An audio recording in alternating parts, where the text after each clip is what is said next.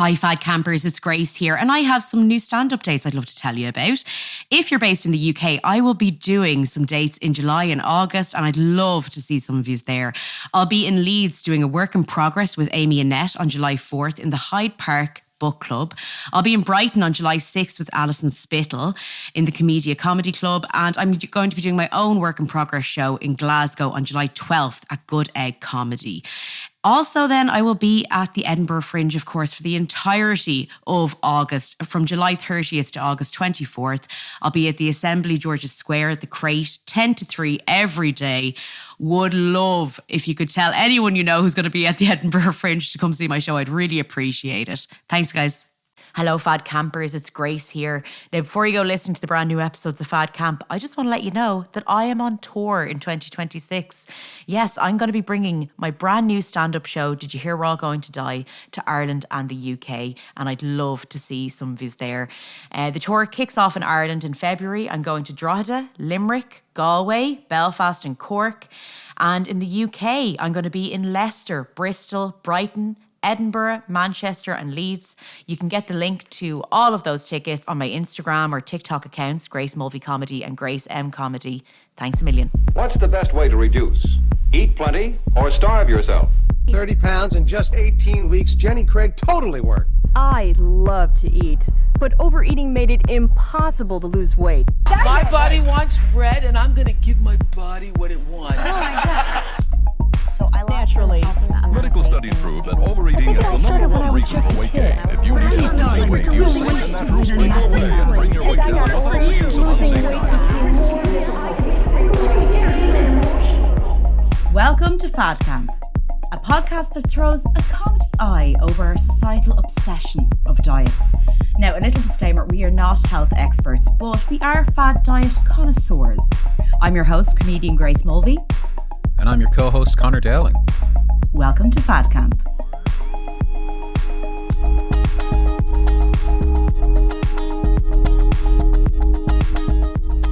Hey everyone, welcome to a brand new episode of Fad Camp. I'm joined today, of course, by my wonderful, luminous, brilliant host, Grace Mulvey. Welcome to the show, Grace.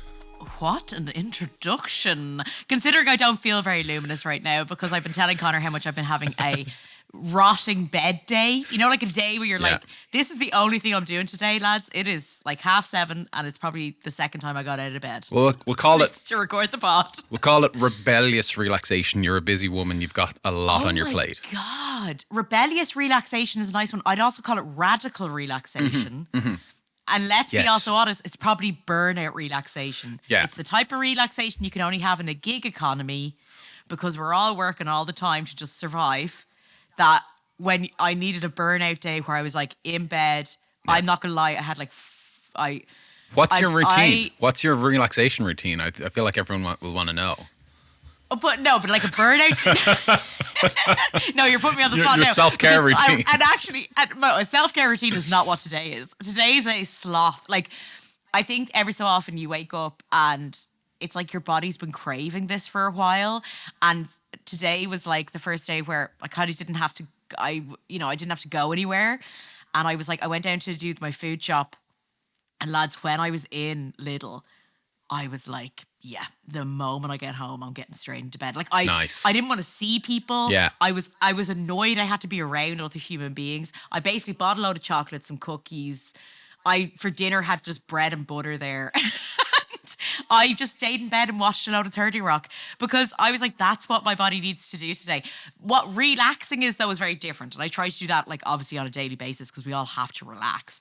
But a burnout sloth day is very different from a relaxed day. Do you know what I mean? Yeah, I just wanted to say it out loud because I think a lot of people feel bad about their sloth days, but everyone has them, lads. You know, right? When it comes for you, you just have to lean into it. Like, it's the only way. When you decide to do it, the lean in is beautiful. And when you force yourself to do something like quote unquote productive, you know, you just end up doing a shit job of the thing you're trying to do, you know? Genuinely, I forgot I put on a wash earlier. And when I saw that the washing machine had finished. I nearly cried. Oh. I'm going to have to fucking hang those clothes Yeah. up. And again, it took 2 seconds, but I genuinely was like, I can't believe I'm after making myself put out clothes on the line, which, by the way, I know our American listeners will not understand because you guys are mad for dryers. If they love a dryer. Connor, I now consider American. Yeah. You guys are mad for dryers, Connor. What's going on? We love a dryer. I don't know what it is. You guys love a dryer. Yeah. And you have cracker weather. I Why know. wouldn't you put your clothes out in the line? That is such a good way. They don't put their clothes. They don't hang clothes out on the line don't here. air dry their clothes. It's mental. It might be because of all the bugs and stuff. You would take in the clothes and they would just be covered in weird, like, jungle type bugs. Connor, I know I've had spiders on my clothes and I brought them in, but Irish people don't care. Yeah, but those spiders probably don't have Zika virus and shit. I don't know. Okay, They got some weird bugs over here, but I don't know. Or maybe they're just worried people will steal them. I don't know. I know my mate Aoife, who's lived in the States, said the first few months she lived there, she put her clothes out on the line, which basically she just got a clothes horse and put it outside in her balcony. And she said people were like, "What are you doing?" Wow. What are you doing? Anyway, we've got a lot, guys. Sorry, this isn't exactly what the show's going to be about at all. This is just because I haven't spoken to anyone all day, and I'm like. By the way, when I got out of bed, it's been a in bed day when you can hear all the food fall, all the crumbs. As I got out of the bed, the crumbs fell off. If you know what I mean. Oh my God! Have you ever eaten a slice of toast in bed? I remember when I was a kid and I'd be not wanting to go to school and my mom would be like, "Oh, come on, get out of bed." And I'd be like, "I need toast for sustenance." I was terrible. And she would give me toast and I would eat it in bed. And then the bed would just be full of toast crumbs for weeks. Okay, so right now my bed, which I think I'm going to have to change before I go to bed tonight, which is again now a second job of giving She's myself. not going to change it. She's just saying that because we're on the I air. Actually, genuinely, I'm just saying it. I'm not going to change it. But it's full of biscuit crumbs because I ate a bunch of biscuits. Give it a shake. Give it a shake. Well, look, give it a shake. All of this is basically the antithesis of what our show is about today. If you've read the description of the episode, we're talking about Looksmaxxing. And honestly, this is one of those topics that I just did not know what this was all about. I would just see little clips here and there online, people talking about clavicular, people talking about bone smashing, all of these kind of things. If you've been on the internet, you've probably heard about it. And you've also probably noticed that people have just started taking the suffix of maxing and adding it. For example, Grace has been biscuit maxing this morning. That's a good example. No, I've been bed maxing. I love it. The amount of time in my bed. I love that. Yeah, no, that's it. Yeah. So that's kind of, until I did the research for this episode, that was kind of as much as I knew. A friend of mine sent me a really lengthy Substack article all about Looksmaxxing and clavicular, which is hard to say, a few months ago. And I was reading it and I was like, I am finding this article so impenetrable, so alienating. I don't know what's going on. I'm getting worn out just reading about this stuff. As in, you didn't recognize any of the phrases that were involved? I didn't know what they were talking about. I was like, is this a joke? Yeah. I wasn't like, oh, this is the craziest thing I've ever heard of. I was just like, what is this? I feel like a 90-year-old looking at an iPhone. You know what I mean? I was just about to say, does it make you feel old? Oh, I do, because I think we're getting older that I'm like, there are parts of the internet now, and obviously the internet is so fractured. That I'm like, Looksmaxxing again. I see the word. I kind of know a bit about what it's about, but I actually don't know anything about this community. Right? Yeah. And so and it's funny because obviously we spoke before, just very quickly. You being like, I think I'm going to talk about this topic. So obviously I said the word around my phone. My TikToks have been hilarious since. Oh, interesting. Okay, yeah, because I was curious what your familiarity was like with it, considering you are a bit more on TikTok. And TikTok and YouTube are kind of the main places where you'll hear about it. But it has kind of broken through into the zeitgeist. I was watching SNL a few weeks ago, and they had a Looksmaxxing character on the show. That they were as a joke. So I mean, the terminology is a huge part of it. So Grace, do you know any of these terms? Do you know what hunter eyes are? No, but I love. But you're slightly turned on. Was that? I don't know, hunter eyes. It just sounds like. It does sound like what a character would be called in Twilight. It does. It know does. what I It's mean? it's definitely what they would have in Twilight. Ew. Yeah. IPDs. No, that sounds like something financy that I'd immediately stop listening to. That's the interpupillary distance, the gap between the eyes. So here, okay. Can we just circle back here? You're asking me if I know what that phrase is. This is the girl who said, when you asked about the sperm thing, how much sperm is in a load. Well, I said exactly. 10. So I'm just trying to test the range of your knowledge. Yeah. Canthal tilt. These are all terms I had never heard before, right? And I honestly don't know if they're made up or if they're like from like an anatomy textbook, or if they're from like a phrenology kind of handbook, like that kind of thing. So canthal tilt is the angle of the eyes. I'm suddenly looking at my own face in the camera being like, what have I got under eyes? Have I got this? I'm sure anyone who's into Looksmaxxing is going to be listening going like, Connor, no you don't. Sorry. And then mewing, MEWING, mewing. Do you know what that is?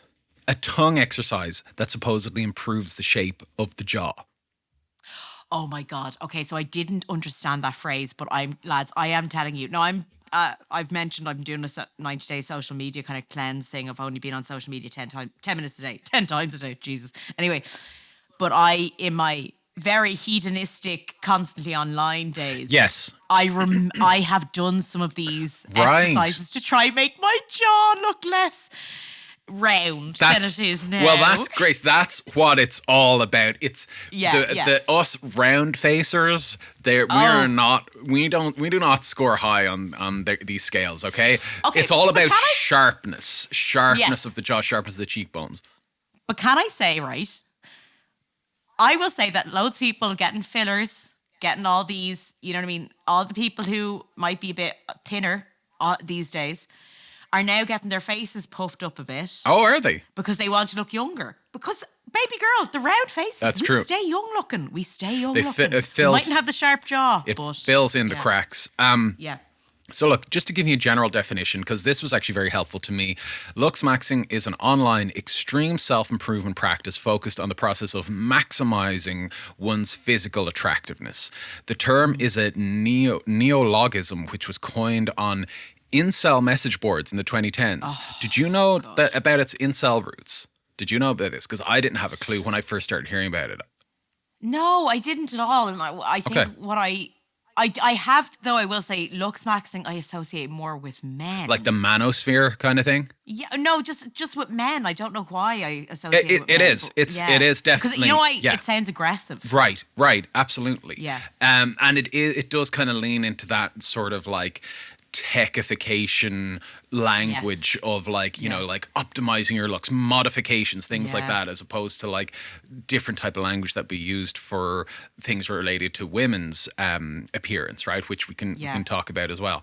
But yeah, so this culture, this practice of Looksmaxxing has its roots in the incel message boards, right?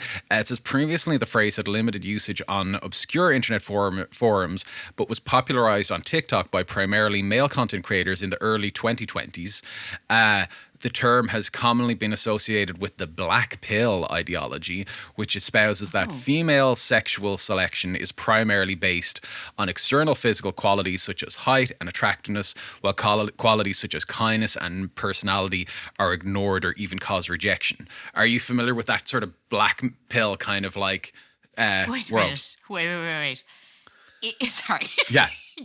The black pill theory is that women care more about height and attractiveness rather than kindness. Yeah, and it goes deeper. The black pill, it's much yeah. Sorry, I can see. What's this reaction? Sorry, talk to me. Sorry. Yeah. Sorry, you're accusing women of being the ones. Yeah, not me, the black pill community. No. You, Connor Dowling, are saying that women are the ones who judge men on appearance. That's so interesting. I know. Like, what's so interesting to me is it's just sad how wrong it is. I know. Because actually, like, I think it's a well-known disproven sort of theory that women are into muscles. Like if anyone's Yeah. into muscles, lads, It's men men. are getting muscles for other men. It is. Like they're not getting it for us. And we touched on that idea a little bit in the Liver King episode, where Yeah. it's usually men are not improving themselves to impress women. They're improving, or quote unquote, improving themselves, modifying themselves. They're doing this to impress other men, right? So we can talk a little bit more about that kind of like ideology stuff, but that is kind of like a darker edge to it than I originally thought it was. I Yeah. kind of saw guys getting Botox and doing various things but I didn't think it kind of had this sort of like ideology attached to it, which makes it that bit more concerning, right? Yeah. So Looksmaxxing is kind of split into two categories. There's soft maxing and hard maxing, okay? And this is where like the terminology is so arbitrary, because soft maxing, wait till you hear what soft maxing is, Grace. It's gonna Yes. blow your mind, right? Soft maxing is a subset of Looksmaxxing that refers to non-invasive and simple practices used to achieve minor improvements to one experience. These include skincare, grooming, clothing choices, and general fitness, such as weight management and exercise. So like, basically just grooming, like I'm all for men showering more, if I'm honest. absolutely. You know what I mean? I would love if some of these incel message boards have been infiltrated by mothers of teenagers who were just like cleaning your room. Yeah, absolutely. Being kind to your mother, helping out at dinner time. But it is funny, like that sounds so, what's sad about that is that someone co-opting what realistically we should have all been learning as we're growing up anyway, which is things like how to feed yourself, how to clothe yourself, how to be a general member of society. And they've called that soft maxing. They call it soft maxing, and it adds this kind of like, it adds this sort of culture to it. It adds this kind of like almost like a cult in a way, like rather than just letting someone say like, oh yeah, I like to take care of my appearance. It's like, no, you're a soft maxer, like, and you need to be part of this group where we can all kind of help each other out with this sort of thing. And then that leads into the kind of the hard maxing, right? So can I just interrupt it very quickly before you get into hard maxing? Which again just sounds like we're talking about a porno, but anyway, the soft maxing. It's also a way for, because obviously it's, not all men, but obviously this started out from incel culture. It's also a way for these men to be able to talk about caring about their appearance without being quote unquote gay. Absolutely. If you call it soft maxing, then someone can't be like, oh, you care about your skin. Yeah. You know what I mean? That's the sort of like, because it's that homophobia inside as well, which is like straight men for a really long time. Like God, like my big thing with straight men is I'm always like, just wear SPF. I don't give a shit what else you do, but your skin, you're going to look like a leather bag. You know what I mean? Because it's just important for your skin. But it's like, it almost takes this sort of manosphere way of getting men to take care of themselves, which is just sad. Because men should be allowed to take care of themselves. Absolutely. You know But what's also sad about it is like with, taking care of yourself through this lens, it also includes being incredibly harshly judgmental on yourself and on others. You know what I mean? Yeah. So a lot of this you'll find when you start looking into Looksmaxxing, it comes out of like, first of all, comparing your, let's say you've been on a Looksmaxxing journey, comparing how you currently look to like, how terrible you used to look, like in a really harsh, judgmental, negative way. Yeah. And then also kind of like, pointing out those insecurities on like other people, like. Yes. So it's that, because it is that thing of being like, look at how like soft and stupid I used to be, but look at how great I am now. And it's like the quote unquote soft and stupid version of you is what loads of people look like. Yeah. Exactly. You know what I mean? So this feeds into the hard maxing, which is really kind of when people talk about Looksmaxxing, it's like that's kind of the thing that kind of grabs the headlines and the things that go viral. Practices in Looksmaxxing include the off-label or illegal administration of substances such as anabolic steroids, peptides, human growth hormone, aromatase inhibitors, I don't even know what they are, weight loss medications, etc., to achieve a taller stature, more masculine appearance, and greater muscle mass. Extreme dieting to the point of starvation to achieve a low body fat level, and skin whitening to achieve a lighter skin tone, which is interpreted as being more desirable. And so there's like racial kind of like, subtext there, obviously. Jesus Christ. Undergoing cosmetic surgery such as jaw surgery and rhinoplasty. Rhinoplasty is like nose jobs, right? More dubiously, a practice known as bone smashing, which refers to the act of hitting one's face against objects such as a hammer in order to create a chiseled look, is often described. Oh my God, Connor. Oh, sorry, I just dropped in bone smashing. Have you not heard about bone smashing? No, again, I thought that was a euphemism for sex. Like, what? Well, it's all very homoerotic. It's very homoerotic language, Yeah. So here's the thing with the bone smashing. Like, a lot of people claim that, like, oh, that's a joke. Like, we don't actually do that. But like, one of the main kind of like poster boys of Looksmaxxing, like, is pretty adamant that that's what he does, and there's videos of him doing it online.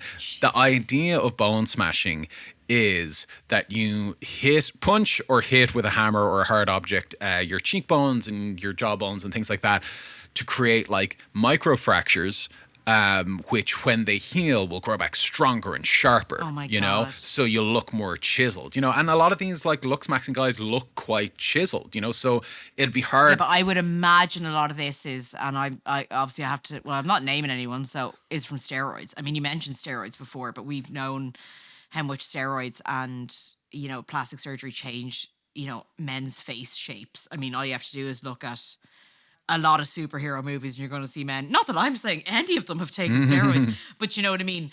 I think the bone smashing thing, what really alarms me about that is like, obviously people hurting themselves, but how, because particularly young men are so impressionable. Yeah. If they have older men telling them something. Yeah. Listen, look at Jackass. I mean, it didn't take much for young men to be doing stupid shit anyway. And that's just part of growing up. Like, but you know what I mean? Guys are the ones who tend to be running into doors and stuff with the crack. So I wouldn't put it past them to be doing this. So like you know what I mean? Gen Z and Gen Alpha have like Looksmaxxing, and millennials had Jackass and Dirty Sanchez. Sorry, yeah. I mean, I will say, millennials we're kind of legends. We had Jackass, and now the younger generations are like, we're smashing our bones to get better looking. But it's not funny. No. It's not funny. Don't laugh at us. We're like, we have this guy called Johnny Knoxville. I'm not going to lie to you. I've always liked him. He was already like, do you remember watching Jackass and be like, is Johnny Knoxville like already like a movie star? Why is he so ridiculously good looking? Maybe, and here's the problem. Maybe it's because he smashed so many bones. By the way, I'm joking, and if there's any young men out there, please do not do this. All of our young male listeners, Oh yeah, listen, guys, we're trying to find them, but the manosphere keeps taking them away from us. Well, can I just say this, right?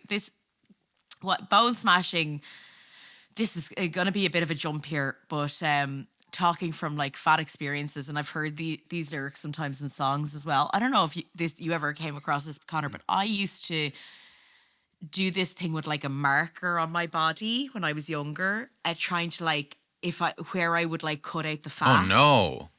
Oh yeah, like I think it's a thing. Now I know this is a very sad thing to admit, but like sort of almost, and which by the way, which is what like some plastic surgeons do when they're going to. Oh yeah, I've definitely seen that. Yeah, but I definitely was like, okay, so if I just was able to like cut here, cut here. Not that I ever did cut myself, but what I mean is that it was almost like this thing of like, so this is what I'd tell a doctor to do. This is this is everything that I'd like changed about my body. Totally. And it'd be like marker I'd use. If you think of that, which I think is maybe more of a typically, and this is a very binary term, but like typically girl way of looking at it when you're young girls, because we mightn't be as violent towards our bodies in the same way that boys are grown up, if you're going to look at it in a very binary way. We have more internalized stuff where it'd be like maybe bulimia or starvation in that way. But I do think the marker thing is also that. Yeah. But then with boys, it's so much more aggressive. I was going to say aggressive, yeah. Mm-hmm. Yeah, where you go from drawing on yourself to where you would change your body to actually hitting Yeah. your own body Yeah. to change things. I know that's very dark, but No. it just reminded me of that, and I thought I would say it. No, you're totally right. And I absolutely have been kind of seeing parallels here to, the things that are kind of slightly more well documented among women: anorexia, bulimia, self-harm. And we've kind of touched on it before in how it might relate to like the sort of the world of like bodybuilders and that kind of thing. Yeah. But like, I feel like it's not very well documented among women, like we only know what we know about that, but I feel like it's even less documented among men because it's just, and I feel like this Looksmaxxing thing is kind of shining a very kind of harsh light on it. Like, that like, we're seeing a lot of this stuff kind of, in plain sight. And it does present itself in this more kind of like hyper masculine, aggressive kind of way, where it's not like, oh, I'm drawing on myself with a marker or cutting myself the parts that I want to get rid of, but it's like I'm literally beating myself like I'm a big strong guy punching myself. Which is such a self-hatred thing. I mean, it's literally Fight Club. It is. It's very much. You know what I mean? Yeah, that's what I mean. Like it's the self-hatred. And I was watching some of Clavicular's videos. He's like the guy who I'm going to talk about in a minute. But I was getting kind of like Tyler Durden vibes off this guy. Like, I also just watched Fight Club recently. It was back in the cinema. But and sorry, just to interject here, because I do know a little bit about Fight Club, because on my other podcast, The Jump, we covered it, and I read the book and watched the film first. But basically, the idea from it came from the fact that like there was this film called The Joy Luck Club, which was just about a kind of a group of women, and it's an Asian American kind of cultural film, and he basically was like, there's all these clubs of like when women get together, what do they do? They might knit, they'll talk, but they'll do something together. And he basically said it came from his imagination. What would happen if a men came together for a club and they'd fight? And I find that so interesting. Yeah. Because obviously that film took over for a reason, because it spoke to something. Mm-hmm. Yeah. That is sort of like, how do men interact with each other? And it's like this thing of like what is masculinity, and like it's kind of co-opted sometimes of who is the one that is seen as the best looking or the strongest rather than who actually is, if you know what I mean. But that's just going off topic, but interesting that we just both mentioned Fight Club.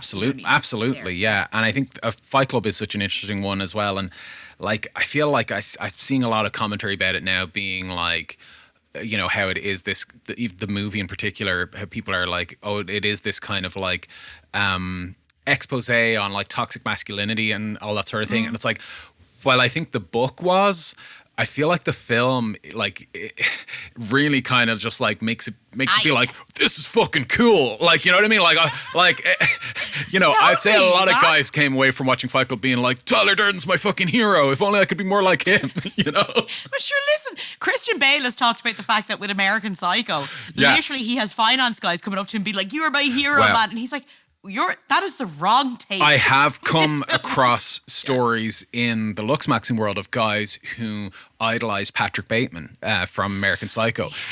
So even guys who say like they kind of understand that like Patrick Bateman like has all these problems, but like they just like love his physique and the way he kind of like methodically like takes care of himself.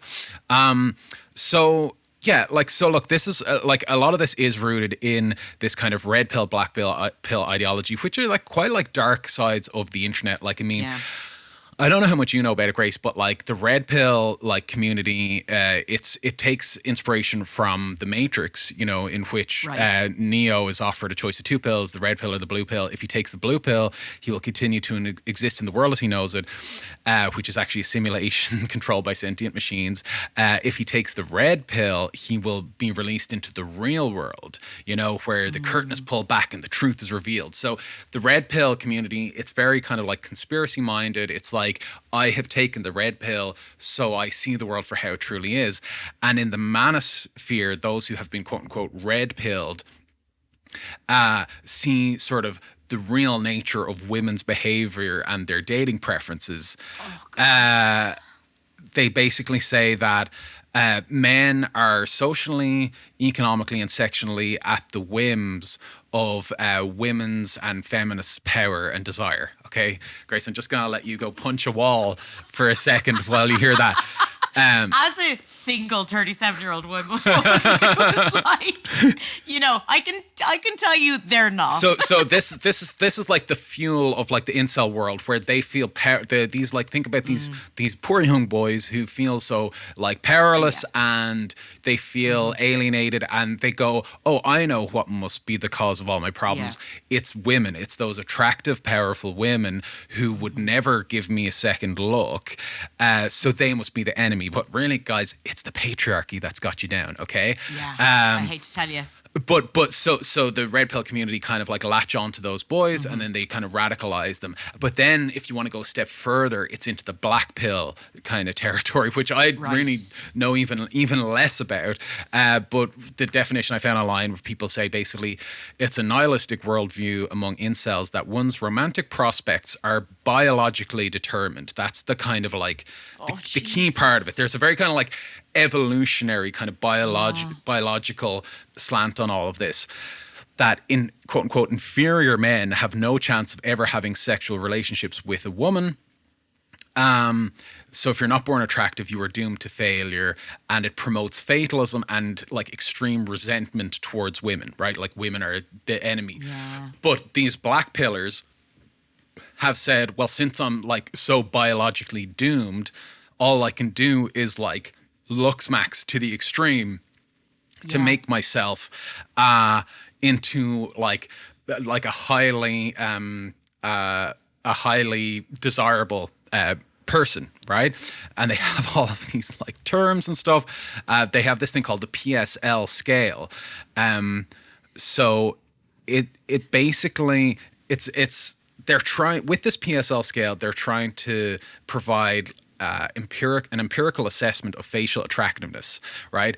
And the ratings are done by 4 aspects. Okay, so they are done by harmony, which is how well your features work together; dimorphism, which is how distinct you look from the opposite sex. Okay, which again feels like it's kind of like, you know, like there's sort of like homophobic undertones there, or like sexist kind of undertones there. What do you mean? Like, as in, like, how distinct you look from the opposite sex. So like, how much of a man do you look like? Do you have effeminate kind of qualities, right? Or not? I thought you meant how much do you stand out, if you know what I mean, from your peers? No, from the opposite sex.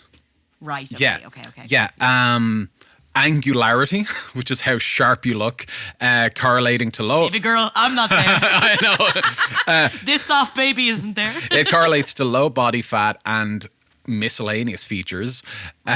Your individual features taken alone, namely eyebrow thickness, skin clarity, nasolabial folds. I think, is that to do with your nose, maybe? Girl, I don't know. Color, contrast, nose shape, teeth, and more. So it's like this is very granular. Modular. It's granular, yeah. and it's like, hey, like there are 100 things on your face that you can be insecure about, and 100 Okay, things. Connor, I'm going to stop you right there. That is exactly what women's magazines were when I was growing up. I swear to God, they would have arrows across how far away your eyebrows were, how big your pores are. Like, I still don't really know what a fucking pore is. People keep telling me it's a problem. But, you know, the T-zone, the oily section, it would go down to such a minutia. And what's so interesting to hear, like everything you talked about there, it's just a different way of selling it to men. It's been repackaged. And preying on these young lads who to have the same issues women have had now for the last 20, 30 years. Yeah. And it's just so interesting to see how it is being repackaged. Absolutely. And that was the first thing that honestly jumped out at me as I was studying this. I was like, I honestly, and that's why I was jumping across you, because I was like, Grace is going to hear this and go, this is exactly what women have been going through for years. Yeah. And sure, okay. I stopped you from mansplaining it to you. Well, I'm about to. This whole episode is me mansplaining this whole thing to you. So like, buckle up. But like, you know, this is just, I think there's going to be a lot of women who will hear this and not really bat an eyelid. You know, it's shocking that like young boys are doing it and that it's being kind of marketed to them in this way.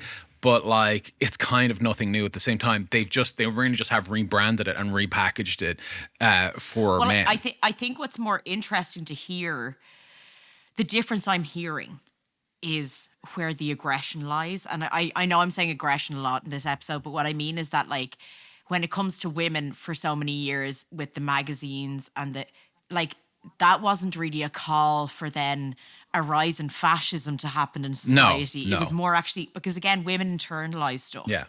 So that's where anorexia, bulimia, all this stuff comes in and it becomes a big problem. And actually, but a problem that like kind of no one really cares about because, hey, it's just women. But suddenly when boys are being targeted in this way, it's preying on not on a self-hatred that becomes aggressive and becomes hatred towards women. Yeah. Not only hatred towards themselves, but hatred towards women because, imagine women did the same thing. Like, if girls did the same thing where it was like, oh, like, I'm not good look, and I'm not thin enough, which was my thing. I'm not thin enough for a boy to find me attractive. Imagine I went out then and just actively hated men. Yeah. And made life harder for men. That's exactly what it is. That's what's happening here with boys. Because again, it's not only their self-hatred, which is so sad to hear. Yeah. The self-hatred, but then it turns into hatred of women on top of it. It's so mad. I know. It's just mad that like, you know. It is. Yeah. It's really fucked up. And we have more on that. So but buckle up. Yeah. So how you score, Grace? I fed your photo into a Looksmaxxing app. No, I'm only joking. But how you score in those categories determines your PSL rating. For men, the scale starts with subhuman and goes up to low, mid, and high tier normie. Then Chad light, and finally Chad. Chad is on the top. Do not tell me Chad is the Chad top. is the Ubermensch. He is the Superman. He is the goal, right? For women, it goes from for women, a normie is a Becky. Okay, and their version of Chad is a Stacy. So, she's a total Stacy. Like, what? Oh, this is how your sons are talking to each other online. This is literally how they talk. Can I say, but the top of the top is Stacey's mom. Stacey's mom has got it going on. Literally. That's really, man, that's shit. So the PSL scale, so this is where their acronyms and stuff are so confusing, right? Their PSL scale, it's an acronym of the following forms. PUA hate, which is pickup artist hate, slut hate, and lookism, which are three broadly misogynistic incel communities where Looksmaxxing took shape in the 2010s. So it's like, that's like how we judge your face. It's the PSL scale, like named after those three forums. Isn't that so strange? But the hatred of even the name. I know. Oh, I know. It's not even like, I think what's sad is like, it's not even banal names No. which I would have heard of before, which is like, you're on the scale of like healthy, but maybe needing a bit of extra help, or unhealthy, but maybe your nose is not what you hoped, which is what they would promote this stuff to women. But this is just so hate-filled. I know. So given its origins, it should be no surprise that PSL scale is harsh, biased, and often racist and not gender inclusive. Rating is usually done by teenagers on the internet. So like you can imagine how nice that is, meaning it's mostly subjective and generally mean. The scale is from 0 to 8. So they have examples online, and this is like, you know, the rating scales like done by men for men, you know. So this is what they consider, right? So Chris Evans, my Chris Evans, and Captain America, and Cristiano Ronaldo are considered a 5.5. So that's kind of like a high tier normie, right? So they're not even an 8. They're not even a Chad, right? Timothy Chalamet. Chris Evans is not a Chad. No, like he's in my book, he's the super Chad. Listen, Chris, if you're listening, okay, you've got two fans here. But, okay, Timothy Chalamet is a 5, so he goes lower. Here's the funny thing about Timothée Chalamet. This is where the gender comes in, because women love Timothée Interesting. Chalamet. But he is not a manosphere. No. Because here's the thing. Again, women love loads of different type of men. Yeah. Mm-hmm. Like, I think we're actually more honest about... Like, I know the amount of women who are like, love Tony Soprano. Yeah. Like, find the character Tony Soprano hot. And yet, on the manosphere scale, where would he land? Timothée Chalamet is a fairly, like, lean kind of guy. Yeah. And the manosphere, he wouldn't rate anywhere, but to women. Well, he rates it a 5, Grace. We know this. He's a 5. Yeah, but isn't that so interesting? It is. Tom Holland is a 4.5. Oh, my baby Tom. Yeah. Going out with Zendaya. Zendaya. Married to Zendaya. Married to Zendaya. Yeah. And Zendaya, I'll tell you something, Zendaya, she thinks he's an 8. She thinks he's a Chad plus. Absolutely. All right. But then, you know, they're like, this is what Clavicular said about Sydney Sweeney, right? He said she is... Wait, so who's Clavicular? Clavicular. So Clavicular is the poster boy of Looksmaxxing. I've mentioned him a few times. Okay. I'm going to talk about him more shortly, but I'm building up to him. So Clavicular, in an interview, was talking about, like, you know, people who, like, you know, rate on the scale. And he said about Sydney Sweeney, he said she is malformed. He said her upper maxilla is extremely recessed, and she's got the eyes of doom with no orbital range. So I'm going to say right now, if Sydney Sweeney brushed up against this man accidentally in a queue, he'd just... Do you remember The Office, the American Office, when they're like, is Hilary Swank hot or not? Yeah, and Like, what? Jim goes to Kevin and he's like, are you telling me that if Hilary Swank walked up to you right now and was like, Kevin, I want to sex you, he's like, oh yeah, she's hot. But you know what's that's so stupid, like. Yeah. So the top 1% between 6 to 7 are categorized as Chad lights and Stacy lights. This is the domain of models and most attractive actors. In Looksmaxxing theory, their attractiveness makes life easy and finding love simple. According to one guide, they typically encounter no difficulties while attracting romantic partners unless facing severe mental health issues. Past 7 are true Chads and Stacys, the most beautiful people on earth. These individuals are rare, with only a handful found globally, says one guide. Near perfect facial symmetry, unique features, top-tier bone structure, and incredible facial harmony is common in this rating. Commonly cited 7s include Tom Cruise, Matt Bomer, Margot Robbie, and Angelina Jolie. So, like, this is all just, like... Matt Bomer, I don't know who that is. I do know who he is, but he's a very kind of random, like, he's a good looking man, but a very random choice. Yeah. But also, like, Tom Cruise, it's like all these, like, Looksmaxxing guys are like, oh yeah, Tom Cruise. It's like the man is, like, in his, like, 50s. Like, he's a good looking man, but, like, this is just, they're adding that someone's kind of like, you know, their street cred and their cachet from being famous to their rating, you know what I mean? Like, and it's all subjective at the end of the day. That's the thing. It's all subjective, but I think what's scary is when you start to bring in this sort of like these acronyms of PSL, A 1 2 3 ABC. I don't know what they're talking about. ABC. You see, is really you're touching on something almost like eugenics. Oh, totally.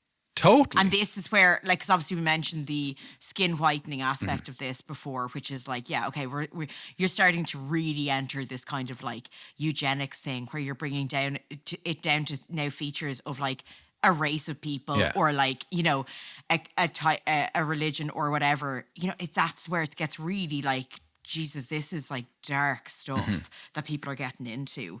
If you start really scientifically breaking down something like that and then being like, and this is what the best type of person is. You know what I mean? I know. Yeah. And also kind of saying that because they look that way, it means life is easier for them. It's kind of like goes back to that joke from 30 Rock with John Hamm and all of that. Yeah. But like, it's really sort of saying like the reason you have struggles in life is because the angle of your nose or the shape of your jaw or how deep your eyes are or whatever it is, as opposed to anything around mindset or, you know, your emotions or the patriarchy or late stage capitalism or the fact that fascism is on the rise. But it's saying, Like, that the only way to get control of, you know, your lot in life is to start like drilling into your face, to get reconstructive surgery, to do all of these things, as opposed to like ever even slightly considering looking within,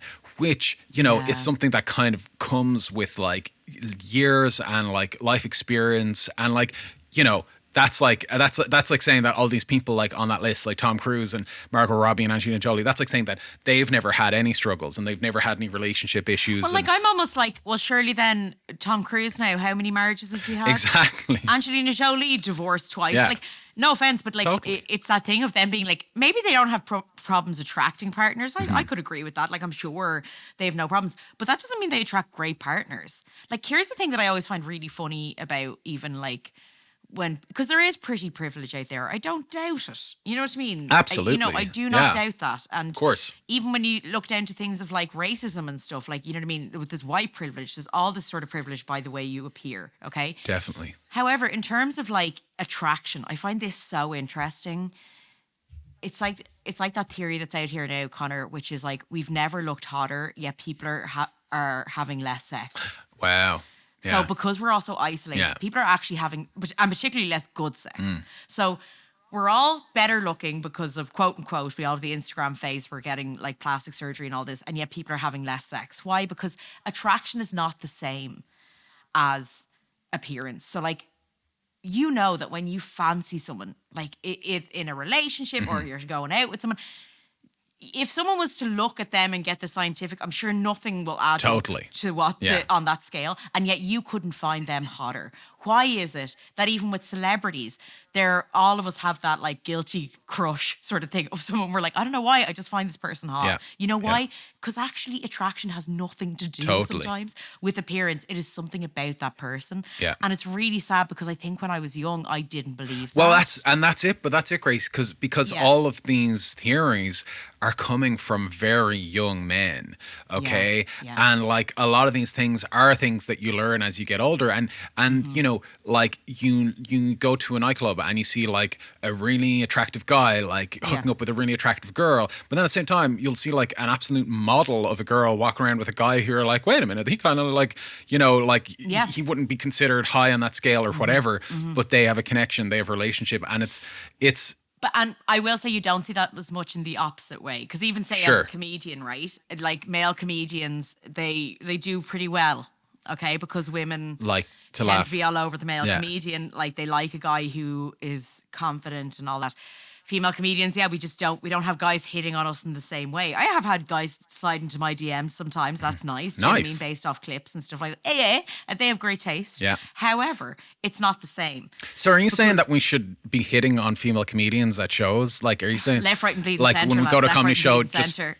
go to the side of the stage and be like, hey, look, I know you don't get a lot of male attention, okay? Grace Mulvey says that women comedians slide into the DMs. No, I think it's what I'm saying is that like. No, I hear what you're saying. I'm actually getting better weirdly now, because I used to hate post. Like again, I'm being very vulnerable here. As a single woman, when I came out of a long-term relationship, I was really wary of posting videos where I'd be talking on stage, I'm sweating. You know, I'm not like at my most attractive. Yeah.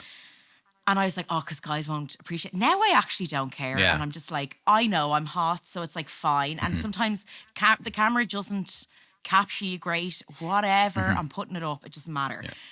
And I think the more you own it, again, the more attractive you become, the more you are just yourself. But again, when I was younger, I would not have believed that. No matter how much, even if my future self was telling me, I'd be like, no, you need to lose loads of weight and you need to have a flat stomach and all the stuff that I thought you had to be able to be even in a relationship.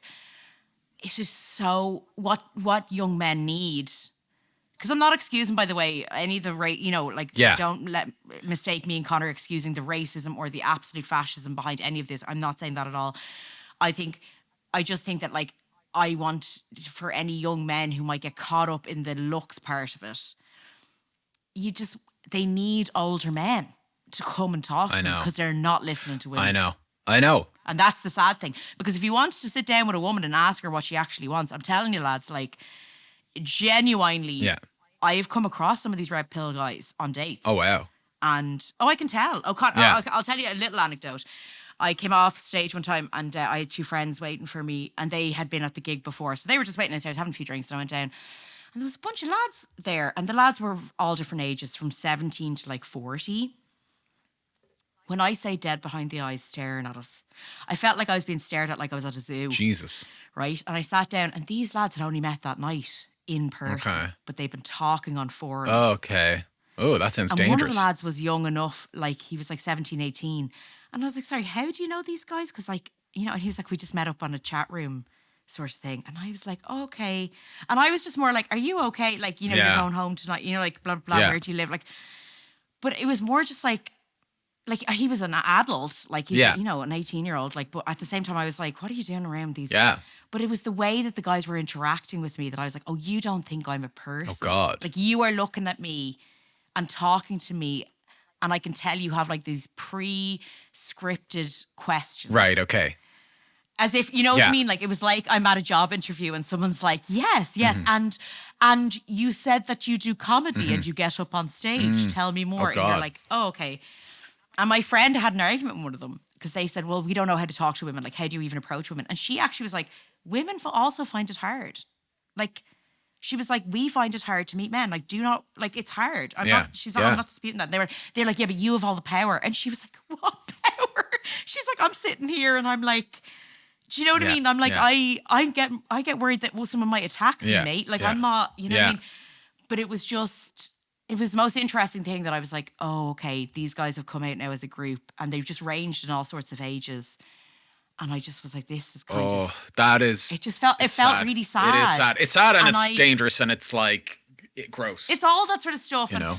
And I didn't feel danger off them or anything like that. Do you know what I mean? But it was just the way they were looking at us. And again, I was like, you're just looking at me like I'm an alien, that you're interested in trying to speak my language or something. Like I couldn't understand it. And I just felt like, oh God, like you don't even know that I'm a person. Like I'm like, you know, a person who, like you, eats, farts.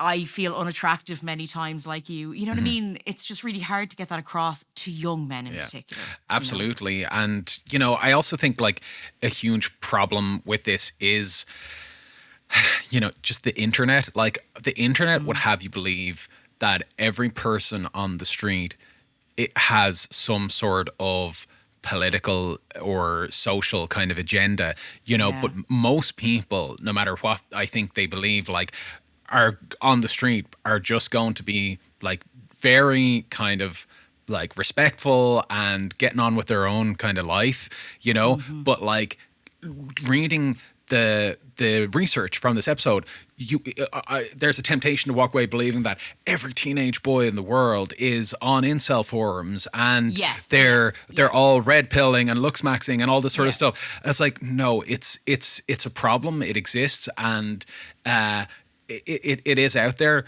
but like it is not like if it's not hitting literally everybody, but the internet would make you believe it is, and then it would make you interact with people differently, right?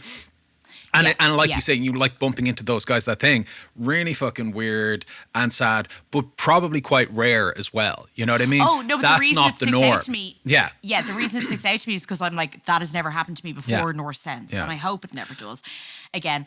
But it's that thing of like, even just thinking about, it's just so funny to see what you're doing with teenagers in particular, because they're so vulnerable. Like when you think of like even going from like 11 onwards, you're so aware of how you look. You're so aware of your body. You don't know what's going on.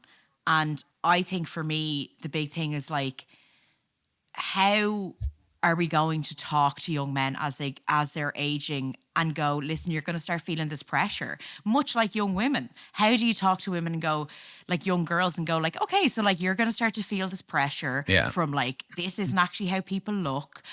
And I think that's something we have to be able to now figure out with boys, that the way that we're trying to figure it out with girls, because it is affecting them. Absolutely. You know? And I think it's hard because there's no kind of one size fits all. Like it literally, and that's where we get the problems of these kind of health and fitness gurus and lifestyle gurus who claim to have the kind of answer that's going to help everybody, right? Like the workout that worked for one guy isn't going to work for everybody, just like the talk that you have with a young guy about, like, you know, his experience with girls and women and dating isn't going to work with every single guy, you know, because he might have just a different experience and a different outlook. So, like, you know, we definitely need more like kind of positive, like male.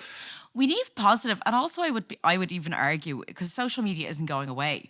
But like, say the sloth day I had today, like I would not doubt for a second that every single one of those influencers has had a day like today. Oh, like absolutely, me. Yeah. But they're never shown it. And I actually think it's really important to show your sloth day, your absolutely doing nothing day, your day of being like, oh yeah, like I kind of didn't care. You know what I mean? Because that's really important, because people get really down on themselves for the day I've had. Absolutely.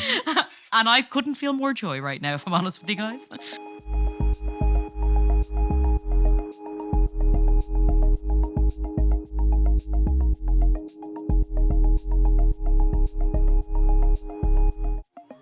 Hey guys, hope you're enjoying the episode. If you want to hear more bonus exclusive content for Fad Camp, make sure to log on to Head Stuff Plus, and for as little as $5 a month, you can support our show and other shows in the Head Stuff podcast network and hear exclusive content from Fad Camp. That's bonus episodes, photos, videos. It's a really good time, so we hope to see you there. Now, back to the show. Grace, so I've talked a little bit about Clavicular. He is basically the poster boy for Looksmaxxing. He did not invent it, but he is responsible for spreading the message very wide. The more you go into it, the more shocking it is. There's such a list of kind of controversial things he's done that I honestly got exhausted kind of like cataloging them all. It would take all day. But so those sort of before pictures you saw of him where he just looked like a normal boy, he was like basically like 14 when he kind of and this was when he started injecting steroids and testosterone that he basically ordered off the internet. He ordered it to like a PO box to avoid his parents kind of detecting it, like arriving at the house. And his are the parents not watching the channel? I know, right? It's like, no offense, this guy's posting everything. But like he basically wanted to kind of like bypass like puberty, you know, the acne, the kind of your face taking a while to take shape, all that sort of stuff. He has become quite a controversial figure online. He claims to use Adderall and crystal meth to suppress his appetite. He talks about like you know, going on a 3-day fast where he was just taking Adderall and crystal meth, that he didn't eat, he didn't sleep the whole time. Apparently he grew up in a pretty normal family. He said over time his fixation with self-improvement took hold in his teenage years, in large part thanks to the page of Looksmaxx. And he sort of describes himself as like a lab rat for the Looksmaxxing community, and he's willing to try anything in order to ascend. When you hear this guy talking, like in his live streams that he does, like it's like he's speaking a different language. Like he has just all of that lingo. It's really even ascend. Like it's very cultish. Ascend is dying. Yeah, what you're talking about is going to like a potentially, hopefully, a heaven. A sexier, more chiseled heaven. It is a funny thing that even if you were to ask me, say like, when I was in, because this man is, from what I gather, like from looking at him, severely in a eating disorder. Oh, it's body dysmorphia. I would think anyway. But if you were to ask me at the time of my eating disorders, what's the end game here? Like when you say ascend, I would say what's the end game? It's like what's the? It's never enough. I would say it's never going to be enough. This is interesting. This will make you feel old. So after he graduated high school in 2024. Oh, stop. Connor, no. 2024, he graduated from high school. So he was born in 2005, okay, while we were in high school. He went to college and got kicked out after a few weeks for, as he said, roid maxing, which is taking steroids in college. It was around this time that he Maxing. basically went fully online, doing a lot of typical videos about like health and fitness on YouTube, like talking about his supplements, talking about his workout routine, talking about his Looksmaxxing routine. And then I've seen him doing these like thumb pulling exercises where you like put your thumbs like that in your mouth and you like kind of try to make your palate and your jaw wider. So like almost putting your two thumbs to the top of your mouth and like I imagine almost like a Joker like way of pulling exactly. Again, very there's something very like almost like Victorian kind of like medical practices, like where they have like people putting on like what do you call those like laced up things where they corsets like, you know, to fix back pain and to improve posture, or like those kind of. I know that you thought women were doing that to improve back pain, but bitch, that was fashion. But doctors used to prescribe that as like ways to, you know, fix like certain problems. If you had like a bulging disc in your back, they'd be like, wrap a corset around it. He also, there's also a very funny video where he talks about penis maxing or dick maxing where he recommends his young audience to use a penis pump, which he has a penis pump, you know, like an Austin Power, the Swedish-made penis enlarger. That's not my bag, you know that? And he also recommends wearing something called an all-day stretcher. Which is like this like device where it's like it clamps onto the penis and ties around the ankle and it gradually pulls on the penis. He said he recommends wearing it for 8 to 12 hours a day and you might get an inch of growth over the course of a year. Now, does he use this or not? I don't know. Like, but he did say, I did see him in a video say, using the pump combined with Cialis is like the way to go. He is 19 when he's talking about this. Like Cialis is like an erectile dysfunction tablet. Christ. Yeah. There's so much you can say about him, right? And one thing that comes up a lot is there's this narrative that he's kind of like in on the joke, that like, you know, this is all done in kind of like a sarcastic kind of satirical way. After all of my research and like just watching him talk about these in videos, like I don't buy it, right? My diagnosis is that he is serious about this stuff. Okay, he believes in what he's doing, and he is like, he might use humor as a way to kind of be like, hey, I'm just joking around, you know? Yeah. But I think he's someone who's like so obsessed with optimization in a way that hasn't really been very well observed or documented in young men. And I think like all of us, you know, he has a deep need to be like loved and seen and be told that he's great and all of those things. And he does this in a very painfully misguided and dark internet fueled cry for help. And it's sad and it's dangerous. That's what I keep coming back to. Because he has a young audience that are watching this, and whether he's joking about it or serious about it, the young audience are being influenced by this, and it's reinforcing their insecurities. I will say, like, obviously, is he? If he's born, he's 20 now. Probably 20 now. Yeah. You know, I'll give him a bit of grace for being young and misguided. Yes, right? Definitely. However, I will say, I think we are at a stage in 2026 where for too long there have been a lot of men who are older than him in their 30s, 40s, even 20s, who would joke and laugh about, say, Trump or a load of other stuff that actually now isn't so bloody funny. Yeah. Like, as in stuff that we were like, oh, but they were just like, it's a bit of a wink, wink, nudge, nudge. Yeah. They're in on the joke. Yeah. No, if someone's saying something and if someone's making money off something, then I'm going to hold you to it. Because I wonder now with this guy even how much, like, obviously he's been gifted some of this stuff, whether he uses it or not. I wonder how much he has a vested interest in it doing well, in sales of it, because a lot of this stuff is like the Wild West on the internet, where there aren't as many rules about things you are selling and promoting, whether you have shares or stocks in them. Like, it doesn't seem to matter anymore. You know what I mean? As well as that, Grace, he does have an online community where it costs like $49 to join, $49 a month to join. Yeah. And it's a Looksmaxxing thing, like, you know what I mean? So like. Yeah. But what I mean is that even that penile thing of trying to, like, whatever. I mean, if that hurts someone, I'm assuming this guy's not going to be responsible. Like, if one of his young, followers buys it. Like, it's that sort of thing where it's like, although I'll give grace to particularly young men, when someone is making money out of something, that's where my kind of grace stops. Well, they know what they're... and I go, okay, well, then you're kind of responsible. They know, what I mean? they know what they're doing. They really do. Yeah. And that's what I think the humor aspect of it is kind of like a bit of a get out of jail free card. Because really, like, for sure. Like if your son comes to you and he's injured himself in some way, whether he's smashing a bone or stretching his bone, Sorry. And you go, oh my God, what happened to you? Like, he's like, well, I was online and there's this guy and he recommended I do this. Like, suddenly you're trying to hold a 20-year-old accountable and go like, bro, like obviously he doesn't have a clue what he's talking about. And it's almost not to blame the victim, but it becomes kind of like, well, shame on me for not like,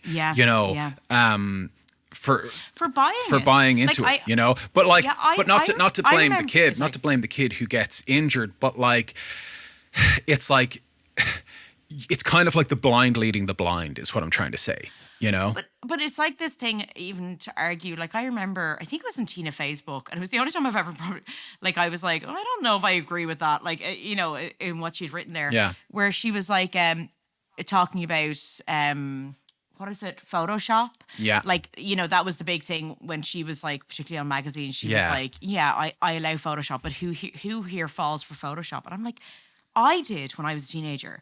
I genuinely thought that those women on magazines did not have pores, that they did not have blemishes. And I thought there was something wrong with my skin because it has texture. Yeah. Like, lads, even us now as adults, how many times have we fallen for diets and gone, oh, I spent this much on these pills or this much on this thing. And actually, the reason why more people don't talk about it is because of shame, because they fell for it. Well, teenagers are like 100 times more gullible and they're vulnerable. And I think that's where I'm like, like these lads are easy prey. Absolutely. And I think, it has led to a lot of real world consequences, where there has been a massive increase in young men in their 20s. Yes, softmaxing and, getting a nice hairstyle or doing an expensive skincare regime or going on a diet or whatever. But then they're also kind of once they get into that community, it goes, well, what's next? What's the next step? And cosmetic surgery is often the way. There was a quote in The Guardian in the UK from a maxillofacial surgeon who says he is fielding more inquiries from young men. He says at least once a fortnight he performs chin surgery, which is basically a gruesome procedure that involves exposing the chin bone inside the mouth under the bottom front teeth, sawing off the end of it and repositioning it with a titanium plate. Bone grows back to fill the gap, which can push the chin down or forward by 7 millimeters. This particular doctor charges about £10,000 for the procedure and says he vets patients over several meetings, often gently turning them down. He says, I have to decide if it's somebody for whom a minor change might be a major confidence booster versus somebody who's got unrealistic expectations and it's going to be the first step towards disaster. And again, like we touched on it before, that like this feels kind of like new territory that we're talking about, like for young men, but like very familiar in the world of women's appearance and, insecurities and all of that sort of thing. So yeah, I think it's kind of shocking that it has gotten so extreme and so prevalent, but it's something that like we've all been experiencing in some way or another. It just has a different name to it now. Yeah. Thanks for listening to this episode of Fad Camp. As always, we want to thank our producer, Darren Lee. If you enjoyed this episode, please feel free to review us on iTunes, Google Podcasts, or wherever you listen to your podcasts. Great ratings and reviews really help more people find the show, and it would mean a lot to us. Make sure to share the episodes with friends and family or on your social media. Every listen helps. And we absolutely love hearing from our listeners, so please get in touch with any of your diet stories on fadcamppodcast@gmail.com.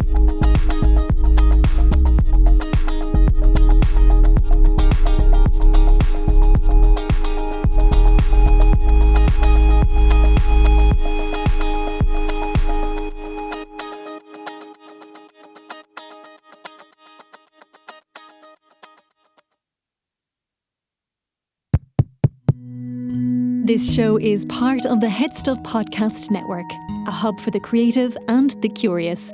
Shows are produced in association with Head Stuff and the Podcast Studios Dublin. Find out more or become a member at headstuffpodcasts.com.